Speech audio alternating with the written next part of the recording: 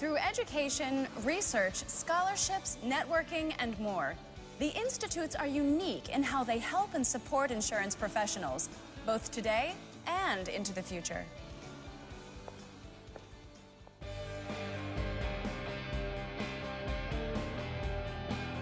Thought Leader Theater is brought to you by the Institutes. Good morning, everybody. All this and thunderstorms too, right? My name is Ann Meir, and I'm at the Institutes, and this morning we're going to be talking about cyber risk and the importance of expanding responsibility for managing cyber risk beyond the IT department, and thinking about how using an enterprise risk management approach can help organizations protect all of that important data that they have.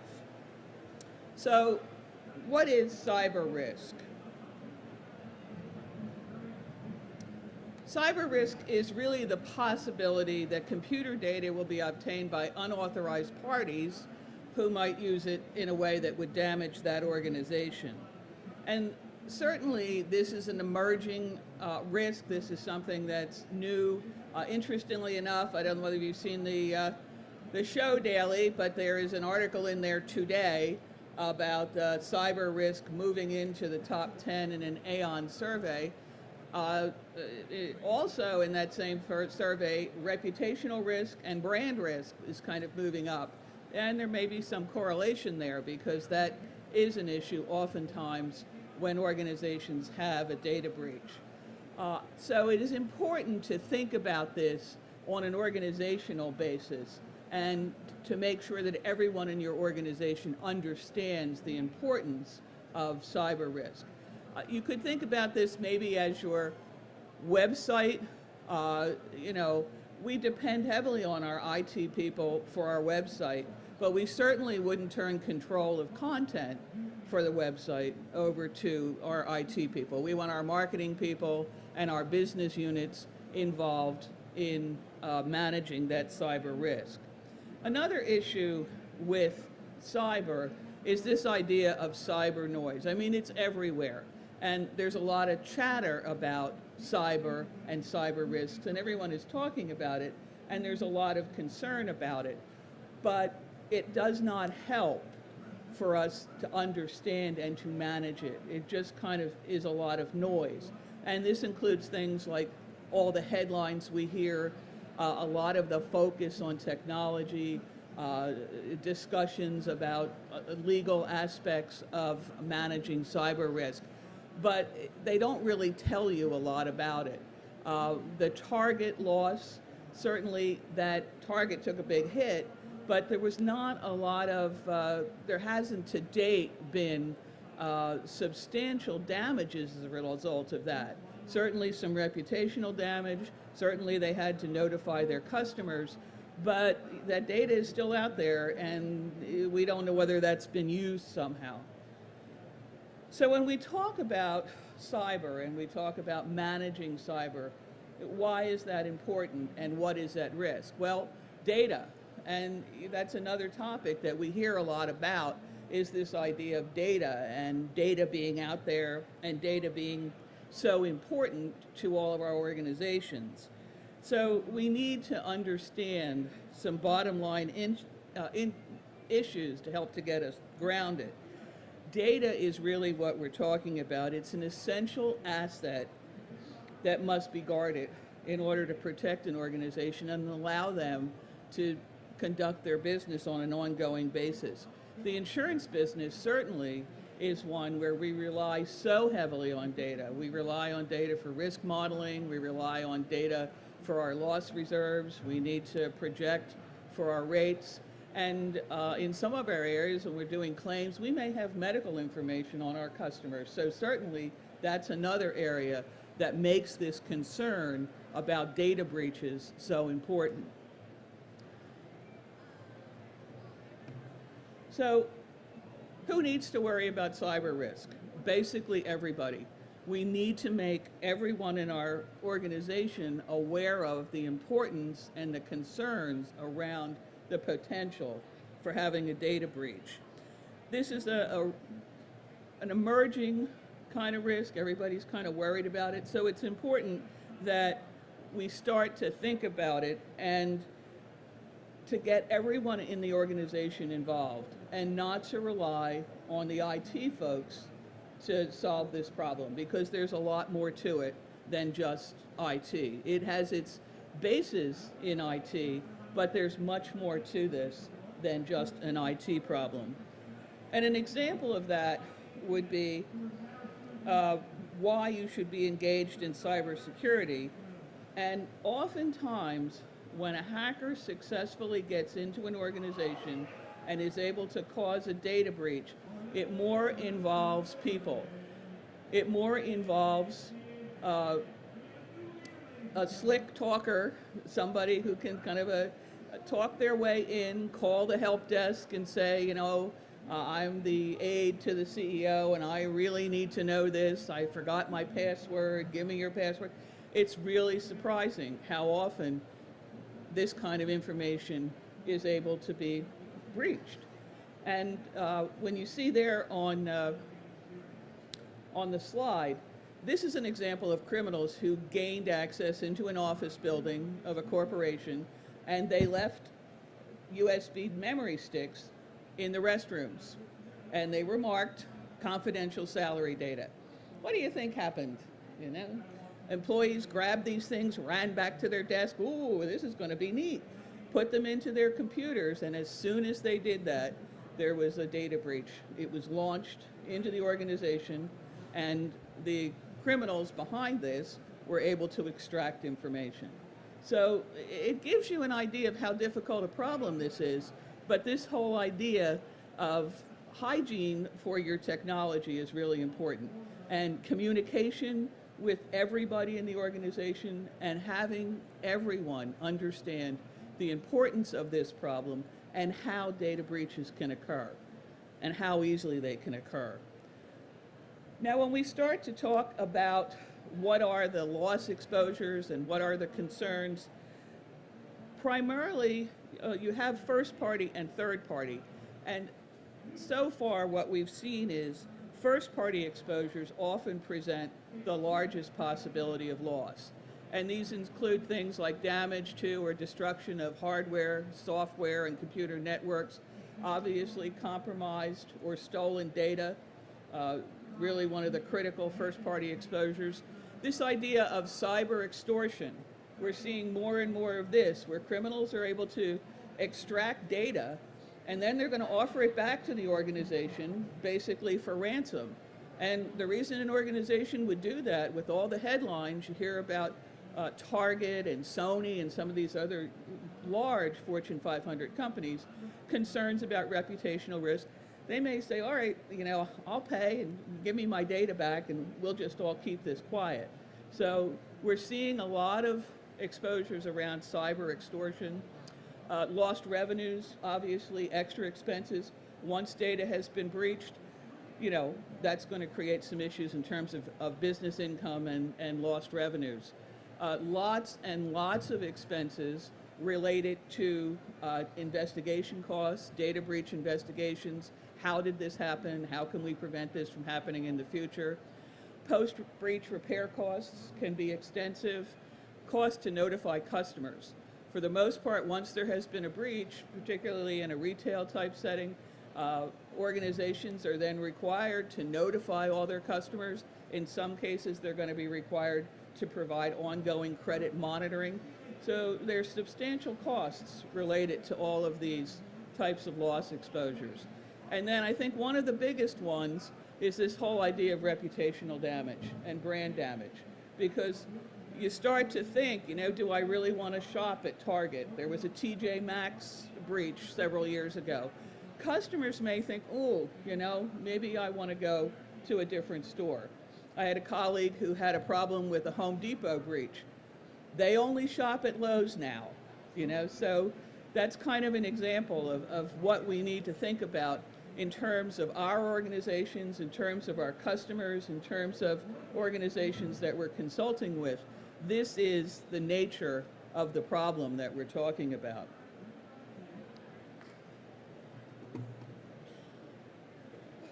So then if we look at third party, A lot of the concerns are often around third-party exposures, but really, up until now, third-party exposures have not created a lot of costs, but that doesn't mean that it's not out there. So these include things like loss of privacy regarding customer data, damages to the network security of a trading partner. If you're doing business with someone else, your systems are breached, they can gain access to your trading partner's systems. So that's a serious third-party concern. Libel and slander concerns is another issue when there's a data breach. And then the two last ones are very important.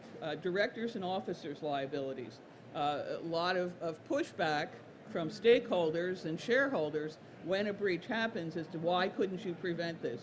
How did this happen? Didn't you have the systems in place to prevent this data breach? So that's one that's really emerging. And of course, E&O exposures for agents, brokers, and producers. That in the wake of a data breach, a lot of times customers are going to be looking to their broker and saying, I don't remember talking about this coverage. What happened? So you can see when we say that everybody needs to be concerned, there's so many facets to this and so many exposures that need to be thought about that it really is a serious concern. So how can we best understand cyber threats? And this is where risk management comes in. Cyber is a risk management issue first and foremost. When we think about the various concerns that I've talked about, it is really important to take a risk management approach and think about how we can manage this. We know how to manage fire loss exposures. We know how to manage products liability. We can manage cyber risks. It's just a case of understanding it, learning it, monitoring, reacting as new exposures come about, because this is a new and emerging issue that we're learning something new about all the time.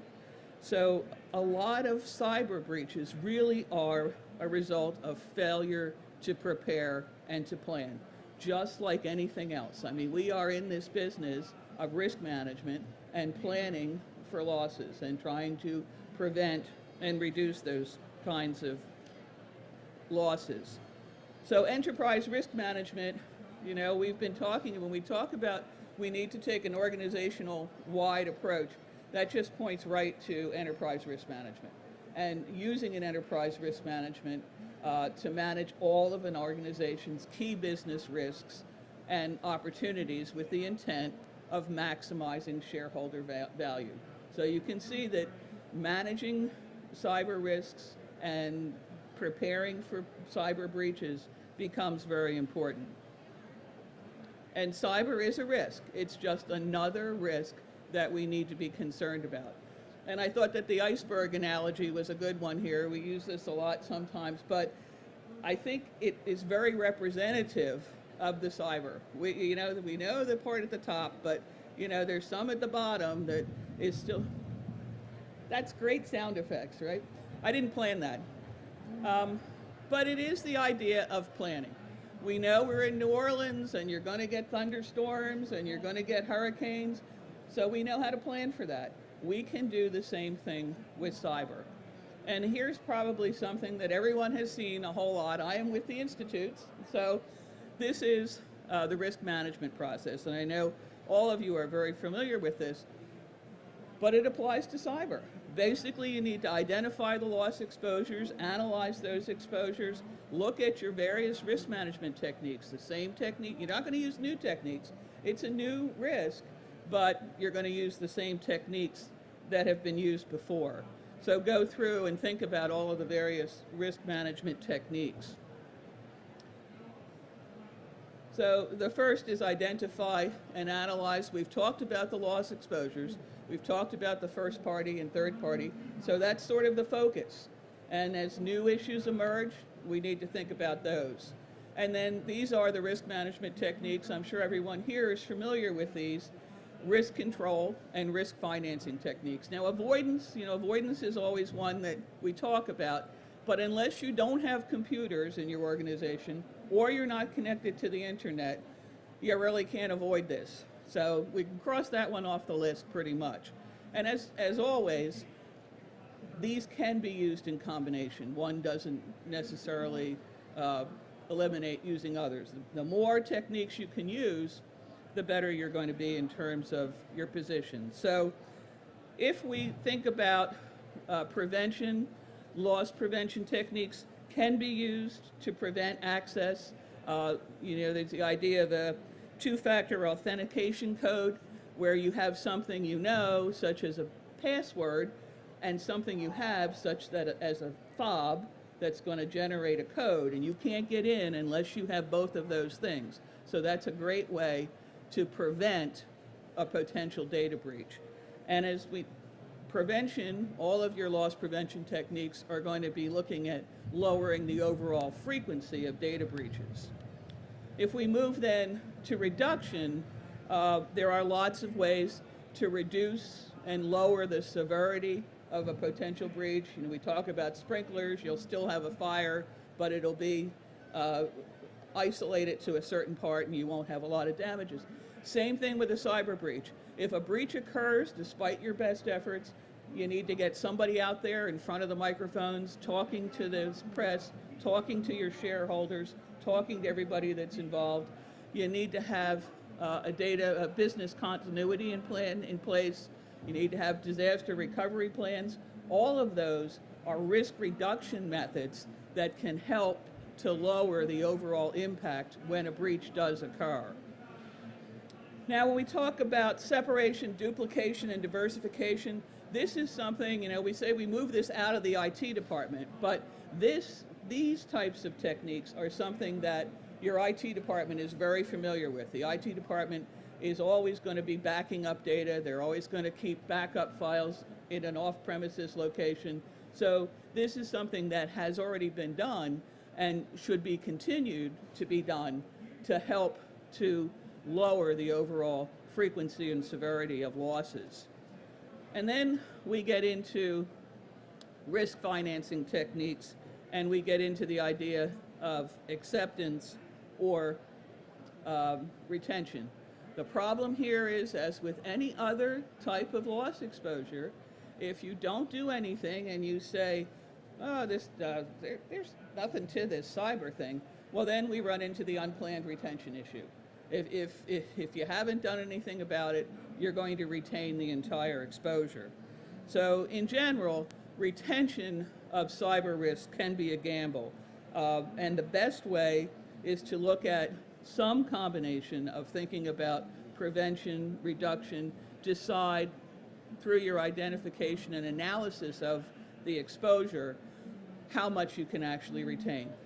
Once again, as with any other loss exposure or risk to your organization, you're really going to follow the same technique.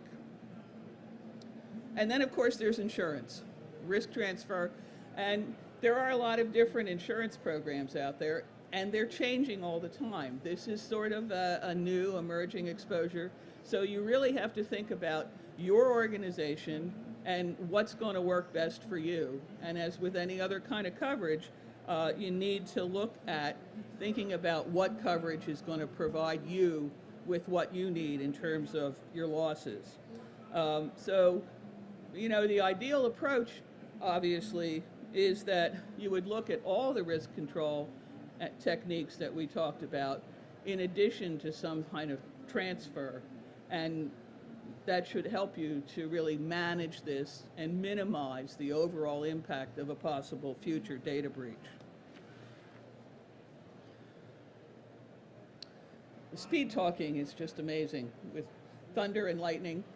So in conclusion, as I've said, cyber risk is really not unique, and we cannot depend on only our IT department to handle this. We need everybody in the organization to understand what the implications are, to understand what is at risk. The importance of data is just enormous, and to manage that and to make everyone aware of it. Certainly using a risk management approach, an ERM approach, is the best way, as with any other type of exposure that we'd be talking about. So I thank you for your time and some challenging circumstances. We have a minute or two for questions, I guess. No questions? Yes.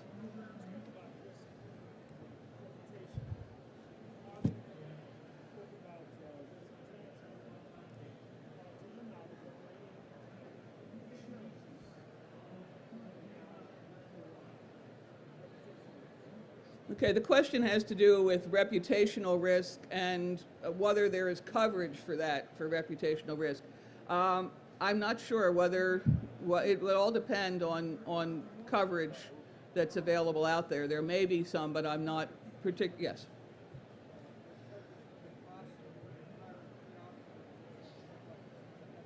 Yeah, hiring your PR firms, pretty much reputational risk is going to be handled through, you know, things like PR and business continuity plans and disaster recovery, and probably not going to be able to get coverage for it. Anything else? Well, thank you very much. I'm sorry.